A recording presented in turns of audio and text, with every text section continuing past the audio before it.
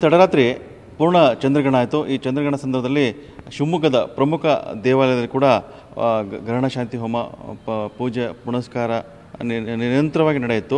ಇದರ ಬಳಿಕ ಏನು 1:30 ನಂತರ ಏನು ಗ್ರಹಣ ಬಿಡ್ತು, ಅದರ ನಂತರ ದೇವಸ್ಥಾನಗಳ ಶುದ್ಧೀಕರಣ ಕೂಡ ನಡೆಯಿತು. ಈಗ ನಾವು ಶಿವಮೊಗ್ಗದ ಏನು ರವೀಂದ್ರನಗರದಂಥ ಗಣಪತಿ, ಪ್ರಸಿದ್ಧ ಗಣಪತಿ ದೇವಸ್ಥಾನ ಇದ್ದೇವೆ. ಅರ್ಚಕರ ನಮ್ಮ ಜೊತೆಗೆ ಮಾತಾಡ್ತಿದ್ದಾರೆ. ಅರ್ಚಕರೇ, ಏನೇನು ಆಯಿತು ನಿನ್ನಿಂದ ಅಂತ? 9:45 ಶುರುವಾದ ಗ್ರಹಣ ರಾತ್ರಿ 1:30 ಇತ್ತು. ಅದರ ನಂತರ ಏನೆಲ್ಲ ರಾತ್ರಿ 9:45ಗೆ ಭಕ್ತಾದಿಗಳು ಬಂದು ದೇವರಲ್ಲಿ ಒಂದು ಗ್ರಹಣ ಶಾಂತಿ, ನವಗ್ರಹ ಪೂರ್ವಕವಾಗಿ ಗ್ರಹಣ ಶಾಂತಿಯನ್ನು ಮಾಡಲಾಯಿತು. ಭಕ್ತಾದಿಗಳು ಅನೇಕ ಸಂಖ್ಯೆಯಲ್ಲಿ ಬಂದಿದ್ದರು. ಅವರ ಹತ್ರ ಜಪ, ದಾನ, ದಕ್ಷಿಣೆಗಳು, ಹೋಮ ಎಲ್ಲ ನಡೆಯುತ್ತಿತ್ತು. 1:45ಗೆ ಮಹಾಪೂರ್ಣಾವತಿಯಾಗಿ ನಂತರದಲ್ಲಿ ದೇವರಿಗೆ ಒಂದು ಮಹಾಮಂಗಳಾರತಿ, ಪ್ರಸಾದ ವಿನಿಯೋಗ ನಡೀತು. ನಂತರದಲ್ಲಿ ಬೆಳಗಿನ ಜಾವದಲ್ಲಿ ದೇವರ ಶುದ್ಧೀಕರಣವೆಲ್ಲ ಮಾಡಿ, ಈಗ ಮುಂದಿನ ಇದು ಅಂದರೆ ದಿನನಿತ್ಯ ಹೆಂಗೆ ಪೂಜೆ ಹೆಂಗೆ ಮಾಡ್ತೀವೋ ಅದೇ ಥರ ಪೂಜೆಯನ್ನು ಮಾಡಿ ಭಕ್ತಾದಿಗಳು ಅನೇಕ ರೀತಿಯಲ್ಲಿ ಈಗ ಬರ್ತಿದ್ದಾರೆ. ಅವಾಗಲ ಗ್ರಹಣ ಕಾಲದಲ್ಲಿ ಯಾರು ಬರೋಕ್ಕಾಗಲ್ವೋ ಅವರಿಗೆ ಈಗ ದಾನ ದಕ್ಷಿಣೆಗಳನ್ನೆಲ್ಲ ಈಗ ನಾವು ಇದು ಮಾಡ್ತೇವೆ. ಅಂದರೆ ನಿನ್ನೆ ರಾತ್ರಿ ಏನು 9:30 ಶುರುವಾಯಿತು, ಗ್ರಹಣ ಶುರುವಾಯಿತು, ಪೂರ್ಣ ಚಂದ್ರಗ್ರಹಣ ಆಯಿತು. ಈ ಸಂದರ್ಭದಲ್ಲಿ ಕೂಡ ಏನೇನು ಪೂಜೆಗಳಾಯಿತು ಅಂತ? ಗ್ರಹಣ ಶಾಂತಿ ಹೋಮ ಎಲ್ಲ ಆಯಿತಾ? ಸಾಕಷ್ಟು ಭಕ್ತರು, ಒಂದಿಷ್ಟು ರಾಶಿಗಳ ದೋಷ ಕೂಡ ಇದೆ ಅಂತ, ಆ ಸಂದರ್ಭದಲ್ಲಿ ಏನು ಪೂಜೆ ಆಯಿತು ಅಂತ? ಗ್ರಹಣ ಕಾಲದಲ್ಲಿ ದೋಷ ಇರುವಂಥವರು ಅನೇಕ ಸಂಖ್ಯೆಯಲ್ಲಿ ಇಲ್ಲಿ ಬಂದಿದ್ದರು, ಇಲ್ಲಿ ಸೇವೆಯಲ್ಲಿ ಪಾಲ್ಗೊಂಡಿದ್ದರು. ಆ ಕಾಲದಲ್ಲಿ ನವಗ್ರಹ ಪೂಜೆ, ನವಗ್ರಹ ಹೋಮ, ನವಗ್ರಹ ಜಪಗಳು ಮತ್ತು ಗ್ರಹಣ ಶಾಂತಿಗೆ ಬೇಕಾದಂತಹ ಆಯಾ ಗ್ರಹಗಳಿಗೆ ಬೇಕಾದಂಥ ಆಹುತಿಗಳನ್ನೆಲ್ಲ ಇಲ್ಲಿ ಮಾಡಿಸಲಾಯಿತು.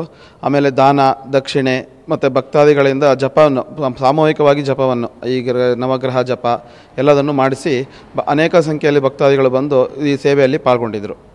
1:30 ನಂತರ ಗ್ರಹಣ ಬಿಡುತ್ತೆ, ಪೂರ್ಣ ಗ್ರಹಣ ಬಿಡುತ್ತೆ, ಚಂದ್ರಗ್ರಹಣ ಬಿಡುತ್ತೆ. ಅದರ ನಂತರ ಏನೇ ಶುರುವಾಯಿತು ದೇವಸ್ಥಾನದಲ್ಲಿ ಪೂಜೆಗಳು? ನಂತರದಲ್ಲಿ ದೇವರಿಗೆ ಒಂದು ಅಭಿಷೇಕವನ್ನು ಮಾಡಲಾಗುತ್ತೆ.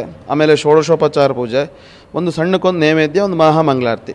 ನಂತರದಲ್ಲಿ ರಾತ್ರಿಯಲ್ಲಿ ಯಾರೂ ದೊಡ್ಡ ಪೂಜೆ ಮಾಡೋದಿಲ್ಲ. ಬೆಳಗ್ಗೆ ಜಾವ ಎದ್ದು ಮತ್ತೆ ಶುದ್ಧೀಕರಣ ಮಾಡಿ ನಂತರದಲ್ಲಿ ದಿನನಿತ್ಯ ಪೂಜೆ ಹೆಂಗೆ ಮಾಡ್ತೀವೋ ಅದೇ ಥರ ಒಂದು ಮುಂದುವರಿಸ್ತೇವೆ ನಾವು. ಈಗ ಗ್ರಹಣ ಎಲ್ಲ ಬಿಟ್ಟು ಹೋಗಿದೆ, ಈಗ ಬೆಳಗ್ಗೆ ಎಲ್ಲ ಶುದ್ಧೀಕರಣ ಎಲ್ಲ ಆಯಿತು, ಈಗ ಬೆಳಗಿನ ಪೂಜೆ ಆಗಿದೆ. ಇದರ ನಂತರ ಏನಾಗುತ್ತೆ ಅಂದರೆ ಭಕ್ತರೆಲ್ಲ ಏನು ಗ್ರಹಣ ಶಾಂತಿ ಹೋಮ ಎಲ್ಲ ಕೊಟ್ಟಿದ್ರು, ಅವರೆಲ್ಲ ಬರ್ತಾರೆ ಹೇಗೆ ಅಂತ? ಪ್ರಸಾದ ಎಲ್ಲ ಇರುತ್ತೆ.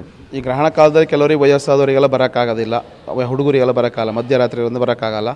ಈಗ ಬರ್ತಾರೆ. ಈಗ ಬಂದು ಅವ್ರ ಹತ್ರ ಒಂದು ಸಂಕಲ್ಪ ಮಾಡಿಸಿ, ಗ್ರಹಣ ಕಾಲದಲ್ಲಿ ಆಗಿದಂಥ ಸಂಕಲ್ಪವನ್ನು ಮಾಡಿಸಿ ದಾನವನ್ನು ತಗೊಳ್ತಾರೆ. ಈ ಚಂದ್ರಗ್ರಹಣ, ಪೂರ್ಣ ಚಂದ್ರಗ್ರಹಣದಿಂದ ವಿಶೇಷ ಏನಿತ್ತು ಅಂತ? ಇದು ಆಗಿದ್ದು, ನಿನ್ನೆ ಆಗಿದ್ದು ಪೂರ್ಣ ಚಂದ್ರಗ್ರಹಣದಿಂದ ಇದು ವಿಶೇಷ ಏನು ಅಂದರೆ ಈ ಸಂವತ್ಸರದ ಮೊದಲನೇ ಗ್ರಹಣ ಆಗಿರುತ್ತದೆ. ಇದಕ್ಕೆ ದೋಷಗಳು ತುಂಬ ಹೇಳ್ತಾರೆ, ಅದು ಅವರವರ ಭಾವಕ್ಕೆ ಅವರವರ ಇದು ಬಂದಿರುತ್ತದೆ ಅಷ್ಟೇ. ಅಂದರೆ ಪೂರ್ಣ ಚಂದ್ರಗ್ರಹಣ ಆಗಿದ್ದು, ಎಷ್ಟು ದೊಡ್ಡ ಚಂದ್ರಗ್ರಹಣ ಆಗಿದ್ದು, ಸುಮಾರು 4 ಗಂಟೆ ಹೆಚ್ಚು ಚಂದ್ರಗ್ರಹಣ ಆಗಿದ್ದು ಅಂತ, ಅದು ರಕ್ತ ಚಂದ್ರಗ್ರಹಣ ಅಂತ ಹೇಳಿ. ಇದರಿಂದ ಅವರ ಮನಸ್ಸಿಗೆ ಒಂದು ಆಗುವಂತಹದ್ದು ಅಷ್ಟೇ ಬಿಟ್ಟರೆ ಮತ್ತೇನು ಇದೇನಿಲ್ಲ. ಯಾವ ಗ್ರಹಚಾರ ಇರ್ತಾರೆ ಅವ್ರ ದೇವರ ಧ್ಯಾನ ಭಕ್ತಿಯಿಂದ ಒಂದು ಇರಿದ್ರೆ ಒಳ್ಳೆಯದು ಅಂತ. ಇದು ಗಣಪತಿ ದೇವಸ್ಥಾನದ ಅರ್ಚಕರು ಹೇಳೋ ಮತ್ತಾಗಿ ನಿನ್ನೆ ಏನು ಗ್ರಹಣ ಆರಂಭ ಆಯಿತು, ಅದರ ನಂತರ ಪೂಜೆ ಪುನಸ್ಕಾರಗಳು ಶುರುವಾಯಿತು, ಗ್ರಹಣ ಶಾಂತಿ ಹೋಮಗಳಾಯಿತು. ಅದರ ನಂತರ ದೇವಸ್ಥಾನದ ಶುದ್ಧೀಕರಣ ಕೂಡ ಆಯಿತು. ಈಗ ಬೆಳಗ್ಗೆ ದೇವಸ್ಥಾನದಲ್ಲಿ ಪೂಜೆ ಶುರುವಾಗಿದೆ. ಅದರ ಯಾರ್ಯಾರು ಗ್ರಹಣ ಶಾಂತಿಗೆ ಹೋಮ ಹವನಕ್ಕೆ ಏನು ಪೂಜೆಗೆ ಬಂದಿದ್ದು, ಯಾರು ಬರೋಕ್ಕಾಗಿಲ್ಲ, ಅವರು ಬೆಳಗ್ಗೆ ಬಂದು ದೇವರ ದೇವಸ್ಥಾನ ಸಂಕಲ್ಪ ಮಾಡಿಕೊಂಡು ಪ್ರಸಾದ ವ್ಯವಸ್ಥೆಯನ್ನು ಕೂಡ ಇಲ್ಲಿ ಮಾಡಿಕೊಳ್ಳಲಾಗಿದೆ.